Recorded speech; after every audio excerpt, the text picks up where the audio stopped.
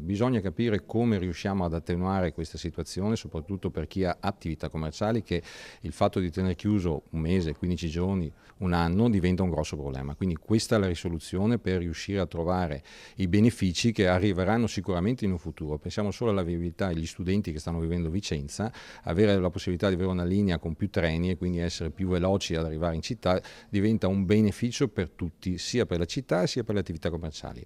Dobbiamo capire come riusciamo a superare questo momento e ci vuole la buona volontà da parte di tutti. Le attività commerciali e artigianali cittadine, preoccupate per l'impatto che avranno i cantieri della TAV nel tessuto economico locale, intendono valutare assieme alle diverse istituzioni quali le prospettive si avranno di ritorno dopo la fase critica dei cantieri. Il Comune, ascoltati nei mesi scorsi i cittadini nei diversi quartieri, ha coinvolto con un primo progetto di analisi l'Università IUAV di Piazza Biade. L'università infatti non è solo didattica, non è soltanto ricerca, diciamo, di base, ma è anche attività che può mettere a fuoco importanti aspetti nella relazione tra l'economia e il territorio. Capacità su Vicenza. L'obiettivo qual è?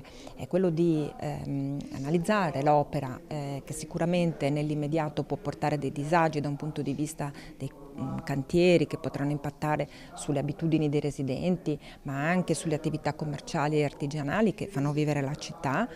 Ma allo stesso tempo dobbiamo anche cercare di far capire quali saranno i benefici futuri di questa nuova infrastruttura. La Ferroviaria acquisterà per esempio una nuova connessione con la stazione, con la parte a ovest del centro storico, la zona di Piazza Castello, per esempio, che oggi è completamente mancante. L'acquisisce sia dal punto di vista veicolare delle automobili, ma soprattutto dal punto di vista ciclabile, che ripeto oggi completamente manca ed è sulla carta dal 1958.